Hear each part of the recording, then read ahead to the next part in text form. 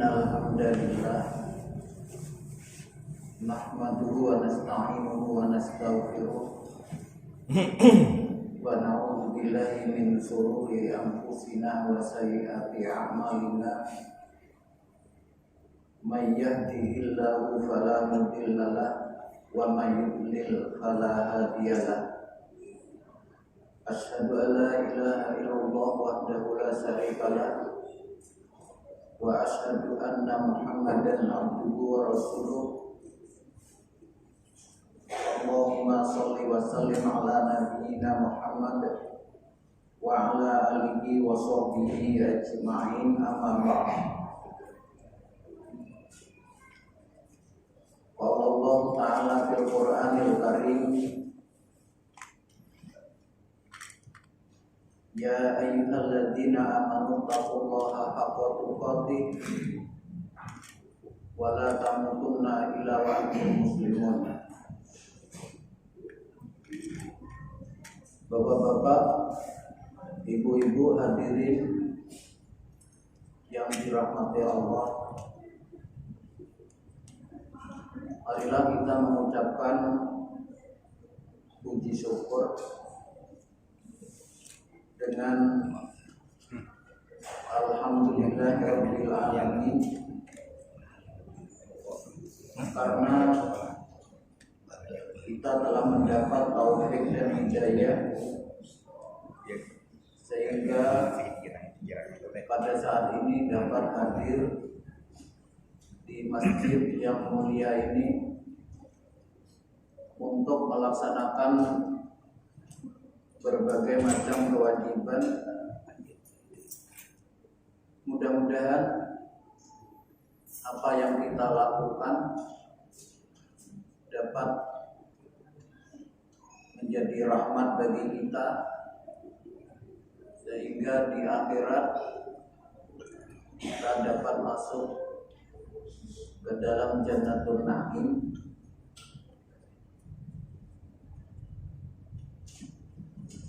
Hadirin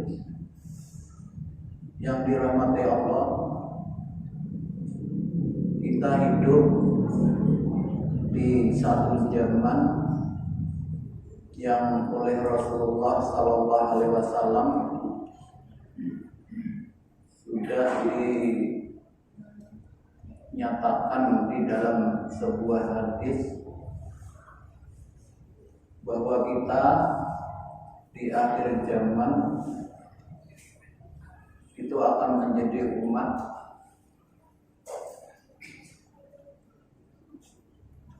yang selalu menjadi rebutan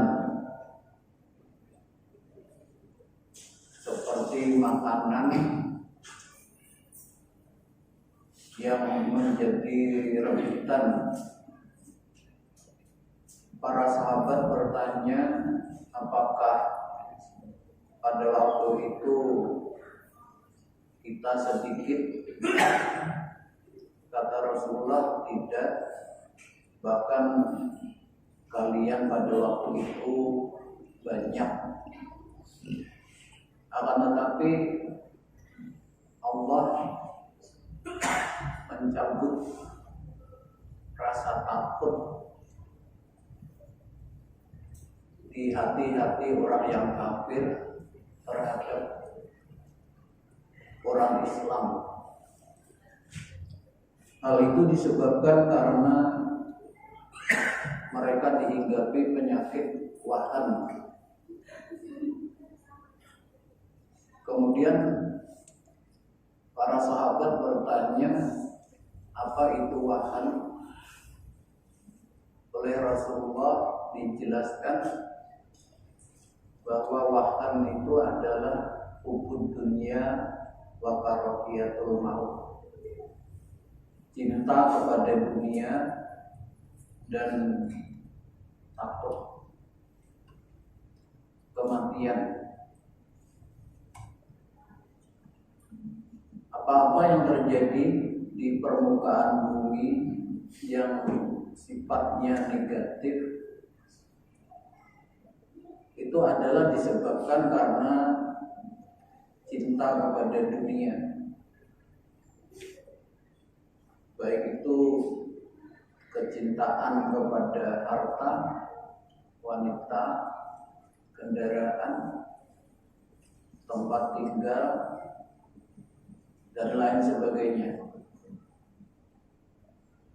Sehingga kita dapat menyaksikan kejadian-kejadian yang luar biasa jahatnya. Kadang-kadang orang berani memakan harta orang lain, jumlahnya mencapai triliunan.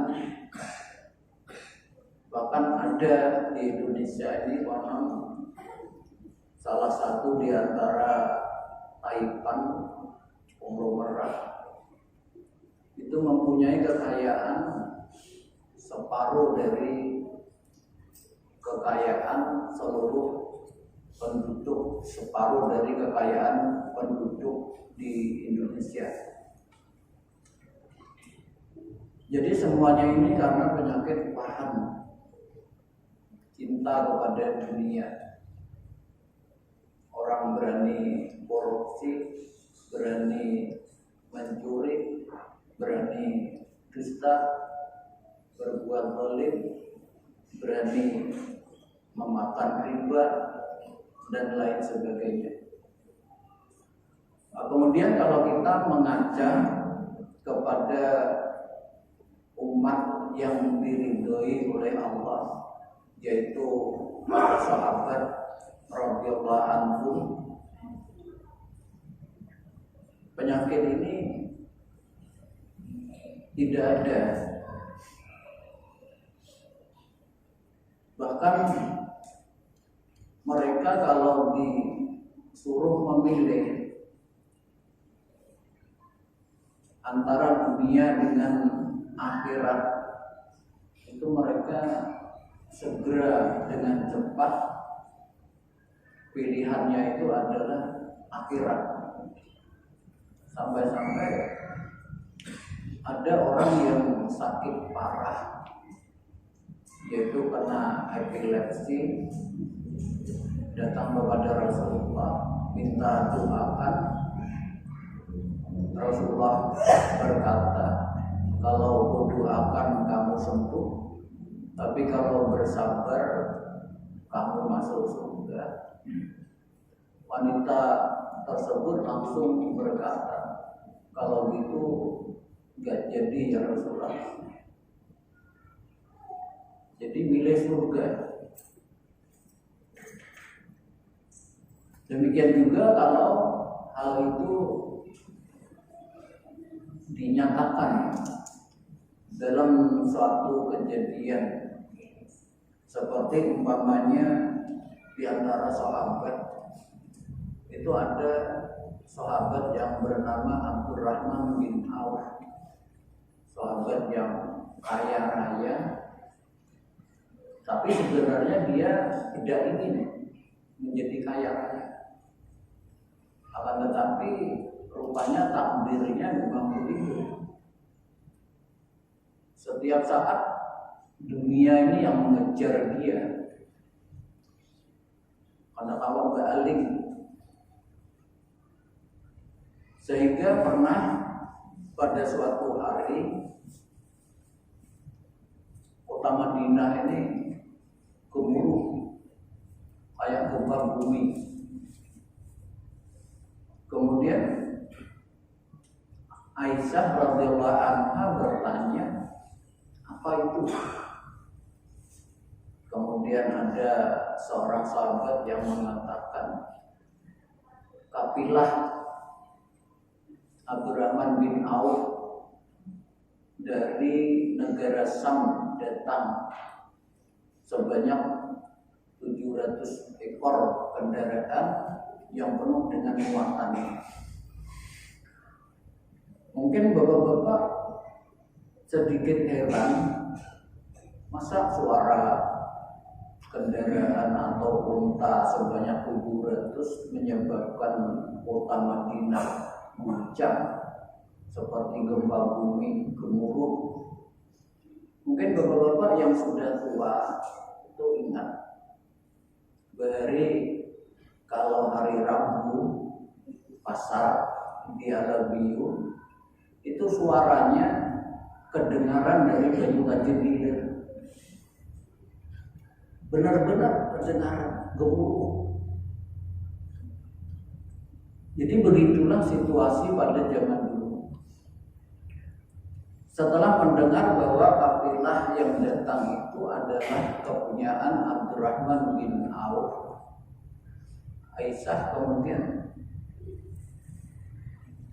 ingat terbuat hadis Nabi Shallallahu Alaihi Wasallam. Lantas dia berkata, aku ingat hadis Rasulullah Shallallahu Alaihi Wasallam yang menyatakan bahwa Abdurrahman bin Auf itu masuk surga pelan-pelan. Apa yang diucapkan oleh Rasulullah ini kemudian disampaikan kepada Abdurrahman bin Auf. Setelah mendengar, Abdurrahman bin Auf belum melepas ikatan bekal yang dibawanya, ini sudah pergi menemui Rasulullah SAW. Kemudian Abdurrahman bin Auf berkata, terima kasih kamu telah mengingatkan hadis Rasulullah yang tidak mungkin aku lupakan seumur hidupku. Maka wahai Aisyah, engkau jadi saksi semua harta kafilah yang datang bersama dengan muatannya itu saya infakkan fisabilillah. Padahal kalau dihitung-hitung jumlahnya itu kalau dibuangkan zaman sekarang bisa mencapai puluhan miliar. Sebab seekor unta itu kalau nggak salah sekarang sekitar 40 sampai 50 juta kali 700, belum lagi muatan yang dibawa itu lebih banyak. Kemudian pernah juga terjadi Abdurrahman bin Auf itu mengadakan jamuan di rumahnya. Tatkala itu mereka ingin berbuka bersama. Setelah menyaksikan makanan, Abdurrahman bin Auf sangat berselera. Tapi kemudian dia menangis terseduh-seduh. Para temannya berkata, kenapa kamu menangis, wahai Abdurrahman bin Auf? Abdurrahman bin Auf menjawab, aku ingat sama Mus'ab bin Umair. Dia jauh lebih baik daripada aku, dan dia mati sakit pada waktu dimakamkan. Dia hanya ditutup dengan selembar burdah. Kalau ditutup kepalanya kelihatan kakinya, kalau ditutup kakinya kelihatan kepalanya. Kemudian dia juga mengatakan, dan aku ingat kepada Hamzah radhiyallahu anhu, orang yang jauh lebih baik dari aku, dan dia mati sakit. Waktu dimakamkan, di badannya hanya ada selembar selendang. Jadi Abdurrahman bin Auf ini adalah orang yang sangat mudah tersentuh dan sangat kaya raya, karena dikejar-kejar oleh dunia, tidak bisa menghindar walaupun diberikan kepada orang lain. Pernah juga Abdurrahman bin Auf mau makan bersama, kemudian menangis terseduh-seduh. Teman-temannya berkata, apa yang kamu tangiskan? Kemudian dia menjawab, aku ingat Rasulullah SAW, seorang Rasul, seorang yang paling dicintai oleh Allah, mulai manusia pertama sampai manusia terakhir, tapi dia tidak pernah makan roti dari tepung sampai kenyang bersama keluarganya. Nah, jadi demikianlah sekadar cuplikan kehidupan di zaman Rasulullah SAW. Oleh karena itu, kita yang hidup saat ini itu banyak sekali melakukan perbuatan salah, perbuatan dosa. Semuanya, termasuk saya sendiri, banyak sekali melakukan kesalahan-kesalahan. Oleh karena itu, agama kita Islam itu mewajibkan bagi kita bertaubat. Dalilnya apa? Yaitu firman Allah, wa tubu ilallah jami'an ayyuhal mu'minun la'allakum tuflihun. Surah An-Nur ayat 31.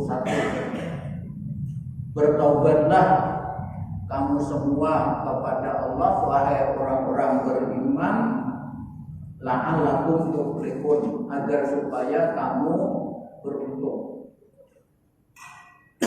Hal ini disampaikan karena mengingat sekali lagi kita banyak berdosa, kita banyak maksiat, apalagi hidup di zaman atau akhir zaman pada saat ini.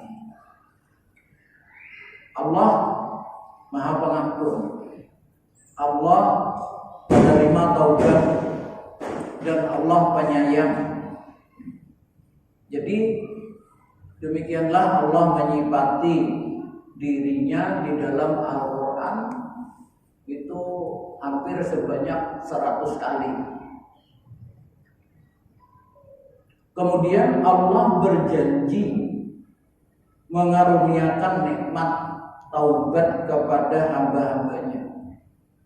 Ini adalah menjadi motivasi agar kita selalu bertaubat kepada Allah. Allah berfirman, wallahu yuridu ayyatuba alaikum. Allah menginginkan menerima taubat kalian. Coba diresapi, Allah menginginkan menerima taubat kalian. Allah ingin menerima kita taubat. Oleh karena itu, marilah kita bertaubat setiap saat. Kemudian Allah juga berfirman, walaula fadlullahi alaikum wa rahmatuhu wa annallaha tawwabun hakim. Surah Nur ayat 10.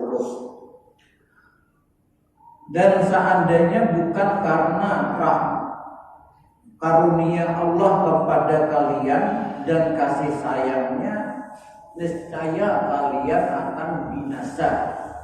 Dan sesungguhnya Allah Maha penerima taubat lagi Maha bijaksana. Jadi berdasarkan firman Allah ini, kita ini semuanya seandainya bukan karena karunia Allah dan rahmatnya, niscaya kita ini semua binasa. Kenapa? Karena banyaknya dosa yang kita lakukan. Inna rabbaka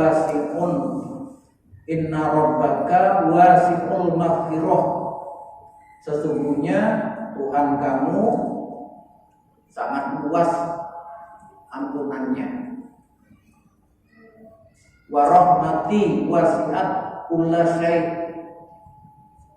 rahmatku amat luas meliputi segala sesuatu. Al-A'raf ayat 156. Jadi sampai-sampai Allah menciptakan segala sesuatu itu pun kalau kita melihatnya dengan jeli, dengan iman, di situ tuh nampak bahwa semuanya itu adalah rahmat dari Allah. Pernah Profesor Dr. Hamka di dalam kitab tafsir Al-Azhar itu mengatakan, lihat nyiur, lihat kelapa. Apa yang kamu lihat dari kelapa? Kelapa dilapisi serabut yang tebal, di dalamnya tempurung yang keras. Kemudian ada tunas yang lunak, dapat menyeruak serabut yang tebal, dapat menembus tempurung yang keras. Semuanya itu hanya dengan kalimat kun fayakun, jadi maka jadilah, dan itu semua adalah rahmat bagi kamu. Jadi rahmat Allah meliputi segala sesuatu. Pintu taubat di hadapanmu terbuka lebar, menanti kedatanganmu. Jalan orang-orang yang bertobat telah dihamparkan. Ia merindukan pijakan kakimu, maka tunjukkanlah, ketuklah pintunya dan tempuhlah jalannya. Berdoalah selalu, minta taufik dan pertolongan kepada Tuhanmu. Bersungguh-sungguhlah dalam menaklukkan dirimu, karena kita punya hawa nafsu yang selalu mengajak untuk mencintai dunia, sehingga tidak lagi memperhatikan halal dan haram. Paksalah dia tunduk dan taat kepada Tuhannya. Apabila engkau benar-benar bertobat pada Tuhanmu, kemudian sesudah itu engkau terjatuh kembali melakukan perbuatan dosa, maka janganlah malu. Perbaharuilah taubatmu untuk kesekian kalinya. Selama maksiat itu masih berulang, maka teruslah bertobat. Allah berfirman, wa innahu kana lil awwabina ghafura. Karena sesungguhnya Dia Maha mengampuni kesalahan hamba-hambanya yang benar-benar bertobat. Bahkan di dalam sebuah hadis itu dinyatakan, seandainya kamu menghadap pada Allah membawa dosa sepenuh langit, tatkala kamu menghadap, kamu tidak menyekutukan kepada Allah sedikit pun, maka Allah akan mendatangkan ampunan sepenuh langit. Jadi artinya apa? Rahmat Allah, Maha Pengampun Allah itu amat sangat luas. Kemudian Allah berfirman, Qul ya ibadil ladzina asrafu ala anfusihim. Wahai hamba-hambaku yang melampaui batas terhadap diri mereka, la taqnatu min rahmatillah. Jangan kalian putus asa dari rahmat Allah. Innallaha yaghfiru dzunuba jami'an.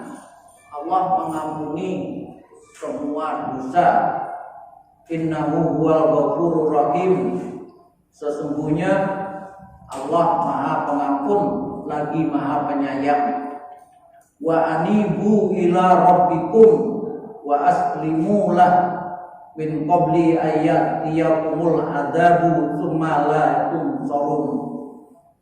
Maka kembalilah kepada Tuhanmu dan berserah dirilah kepadanya sebelum datangnya azab, kemudian kalian tidak dapat lagi mendapatkan pertolongan.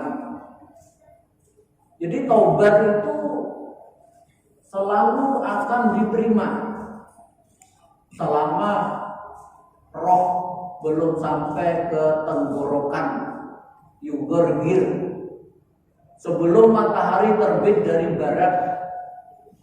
Jangan kalian menunda-nunda taubat. Aku kaina aja kalau sudah pensiun, aku kaina aja kalau sudah umur 60. Ya kalau mencapai umur 60. Karena kematian itu tidak pandang usia. Ada yang 70 masih hidup, yang 50 sudah mati. Umur itu tidak memandang kepada kesehatan. Kematian itu enggak melihat si A sehat, tapi kadang-kadang dia malah duluan mati. Oleh karena itu jangan menunda-nunda. Terutama yang perlu kita perhatikan adalah sholat. Sekali lagi sholat. Sholatlah berjamaah. Kenapa? Karena sholat itu tiang agama. Kalau sholatnya baik, insya Allah yang lain jadi baik. Lihat di tempat-tempat, di pelosok-pelosok, banyak orang-orang susah. Kenapa? Karena tidak memperhatikan sholat. Kalau kita perhatikan sholat, maka Allah akan memperhatikan kehidupan kita. Allah menjamin rezeki kita.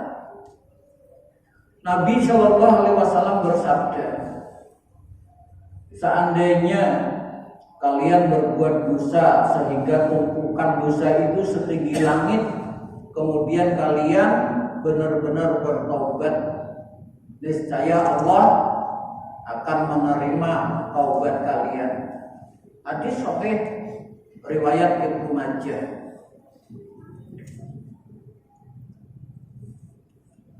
Jadi pada hakikatnya taubat itu adalah isi dari ajaran Islam dan fase-fase persinggahan iman. Setiap insan selalu membutuhkannya dalam menjalani setiap tahapan kehidupan. Maka orang yang benar-benar bahagia ialah orang yang menjadikan taubat sebagai sahabat dekat, menjadikan taubat untuk menuju kepada Allah, negeri akhirat. Sedangkan orang yang binasa adalah orang yang mencampakkan taubat di belakang punggungnya. Oleh karena itu, berdasarkan dalil baik dari Al-Quran maupun hadis, banyak sekali keutamaan taubat. Pertama, taubat adalah sebab untuk meraih kecintaan Allah Azza wa Jalla. Allah berfirman, "Innallaha yuhibbut tawwabin wa yuhibbul mutatahhirin."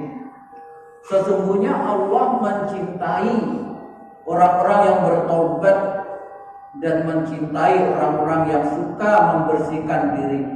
Al-Baqarah ayat 222. Saking cintanya kepada orang yang bertaubat dan cintanya kepada orang yang membersihkan diri, maka setiap kita akan sholat diperintahkan berwudu. Pada saat kita berwudu, berkumur-kumur dosa kita ikut keluar bersama air yang kita gunakan. Demikian juga tatkala kita membasuh wajah, maka dosa-dosa kita akan mengiringi sampai tetesan air. Dosa mata, dosa hidung, ini akan keluar bersama. Kemudian tatkala kita membaca doa, itu Rasulullah bersabda, silakan masuk surga lewat pintu mana saja. Yang pintu surga itu ada 8. Ini orang yang di dalam dirinya meletakkan akhirat itu sebagai tujuan, maka dia akan selalu berjuang sesungguhnya memanfaatkan kesempatan-kesempatan yang seperti itu. Mendapat cinta Allah. Jadi mungkin nantinya kita akan berbicara tentang amalan-amalan yang dengan amalan itu kita mendapatkan cinta Allah. Jadi cinta Allah ini penting. Karena dengan mendapatkan cinta Allah, kita akan mendapatkan ridho Allah. Kita akan mendapatkan ampunan Allah. Kita akan mendapatkan kenikmatan-kenikmatan yang dijanjikan oleh Allah. Jadi ini sangat penting. Salah satu jalannya adalah selalu bertaubat. Bertaubat, menyesal terhadap dosa yang telah dilakukan. Berjanji tidak akan mengulangi lagi perbuatan tersebut. Ini adalah bertaubat. Kemudian kembali kepada jalan yang telah ditunjukkan oleh Allah. Kemudian yang kedua, taubat merupakan sebab keberuntungan. Siapa yang tidak ingin beruntung? Kita semua orang beriman itu ingin beruntung. Sebab keberuntungan itu ialah taubat. Dalilnya apa? Firman Allah, wa tubu ilallahi jami'an ayyuhal mu'minun la'allakum tuflihun. Bertaubatlah kepada Allah, wahai orang-orang beriman semuanya, la'allakum tuflihun, agar supaya kamu beruntung. Ini keberuntungan itu dengan jalan taubat.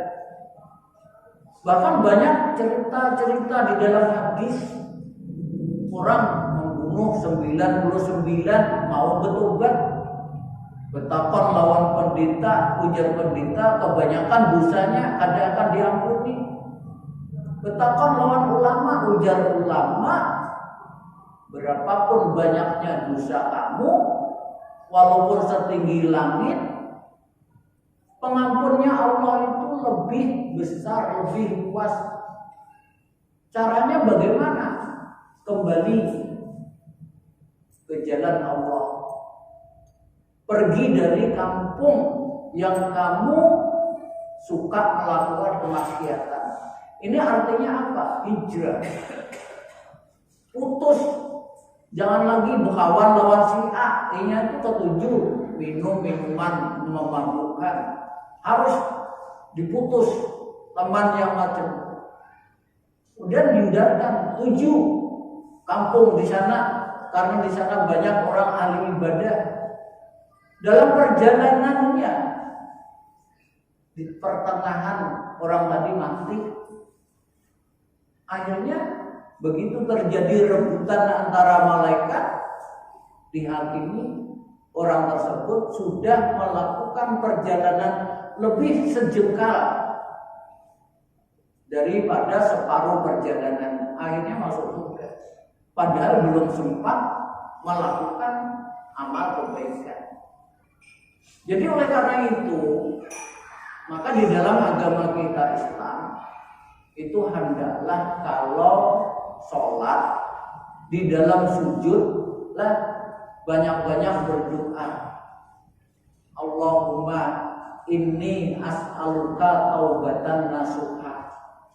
Allahumma inni as'aluka taubatan nasuha. Allahumma inni as'aluka taubatan nasuha. Itu di waktu sujud atau pada waktu tahiyat akhir sebelum salam. Ini adalah tempat-tempat yang kalau kita berdoa pasti dikabulkan oleh Allah. Bahkan seorang ulama besar di Arab Saudi itu menyarankan kepada semua orang beriman pada waktu sujud atau pada waktu tahiyat akhir sebelum salam itu berdoalah dengan doa tersebut. Kemudian Allahumma inni as'aluka taubatan nasuha dan Allahumma inni as'aluka husnul khatimah. Allahumma inni as'aluka husnul khatimah. Kenapa begitu? Karena menurut agama Islam orang ini kalau sudah maksiatnya keterlaluan, hatinya jadi hitam, yang namanya ron di dalam Al-Quran, ron pekat hatinya, ini akan menyebabkan amat sangat sulit untuk bertaubat, untuk mendapatkan husnul khatimah. Oleh karena itu bapak-bapak dan ibu-ibu hendaklah hati-hati kalau ada keluarga bapak atau ibu yang masih tua, masih hidup, pada waktu sakaratul maut ini hendaklah didampingi karena ini menentukan. Ditalkin, lakinu ala mautakum, ajarilah orang-orang yang akan mati di antara kamu, ajari membaca la ilaha illallah, la ilaha illallah. Kalau sudah dapat membaca la ilaha illallah, stop, jangan dipandiri lagi, sehingga la ilaha illallah itu menjadi kalimat terakhir dan balasannya adalah surga. Jangan lagi dipandiri. Dan ini amat sangat sulit. Sulitnya kenapa? Ya ini karena hati itu kalau sudah hitam. Oleh karena itu jauh-jauh hari sebelum kita sakaratul maut hendaklah bertaubat dengan taubat nasuha. Mengerjakan dosa, bertobat lagi, begitu terus menerus. Allah sangat menerima taubat. Oleh karena itu banyak cerita-cerita orang mentalkin orang yang akan mati itu dia tidak bisa mengatakan la ilaha illallah. Kadang-kadang begitu datang teman akrabnya mandir membicarakan gula, dia langsung nyambung, ingat. Jadi hal ini benar-benar akan terjadi. Oleh karena itu hendaklah hati-hati terhadap taubat tersebut. Jadi taubat itu merupakan sebab keberuntungan. Kemudian yang ketiga, taubat menjadi sebab diterimanya amal-amal hamba dan turunnya ampunan atas kesalahan-kesalahannya. Dalilnya apa? Yaitu firman Allah dalam surah Asy-Syura ayat 25. Wa huwal ladzi yaqbalu taubata an ibadihi wa ya'fu 'anis sayyi'at. Dialah Allah yang menerima taubat dari hamba-hambanya dan mengampuni berbagai kesalahan. Jadi ini hendaklah menjadi suatu amalan supaya kita mendapatkan ampunan dari Allah dan taubat kita diterima. Kemudian Allah juga berfirman, "Wa man taba wa amila sholihan fa innahu yatubu ilallah mataba." Barang siapa yang bertobat dan beramal soleh, maka sesungguhnya Allah akan menerima taubatnya. Al-Quran ayat 71. Allah sangat menerima taubat kita. Dan Allah menginginkan untuk menerima taubat kita. Oleh karena itu tinggal kita aja meresponnya dengan selalu bertobat kapan saja dan di mana saja.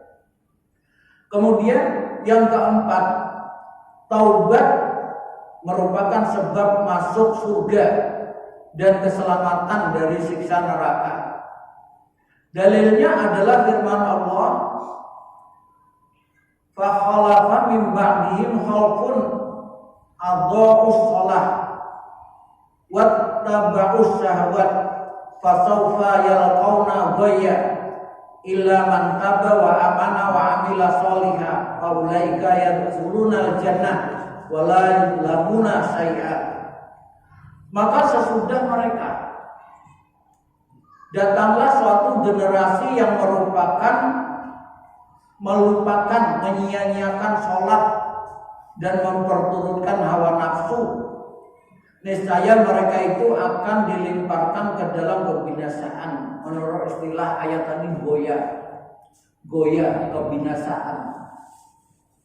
Goya ini kalau menurut Ibnu Abbas itu artinya adalah lembah di neraka. Kalau gunung dicabut, dilemparkan ke lembah tersebut, gunung akan meleleh. Goya ini disediakan untuk siapa? Orang yang melalaikan sholat.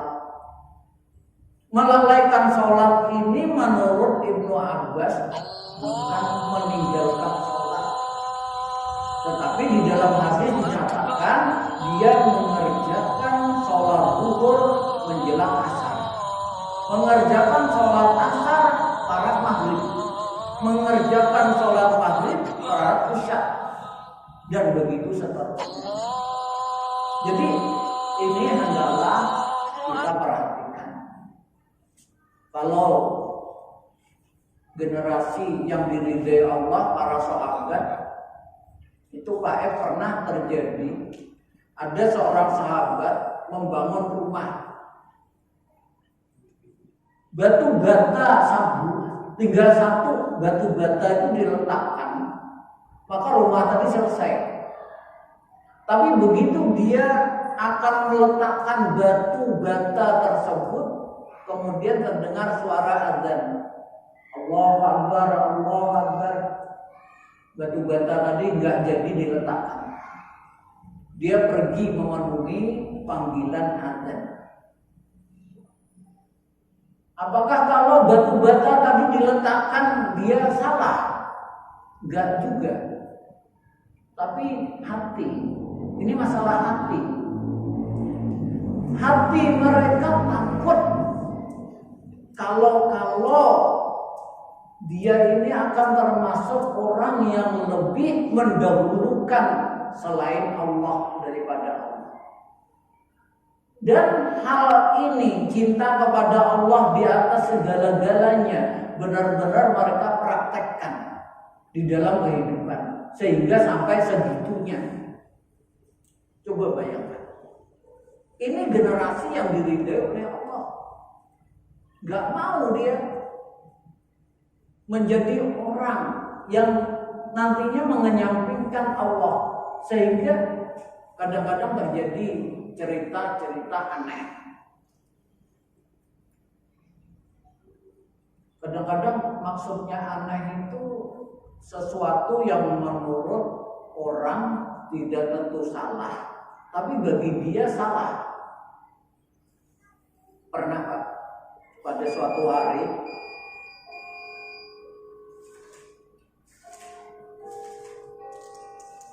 ya, mudah-mudahan nanti kita lanjutkan. Kira-kira kalau tamatnya ada 13, jadi masih kurang banyak. Subhanakallahumma wa bihamdika asyhadu an la ilaha illa anta astaghfiruka wa atubu ilaik. Assalamualaikum warahmatullahi wabarakatuh. Waalaikumsalam.